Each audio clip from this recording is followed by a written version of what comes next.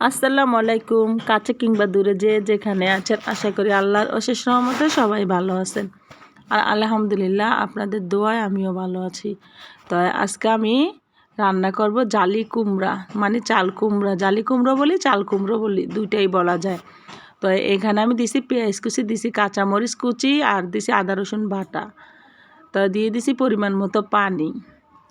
এখানে আমি দিব হলুদ, দিব মরিচের গুঁড়া, দিব ধনিয়ার গুঁড়া, দিব লবণ।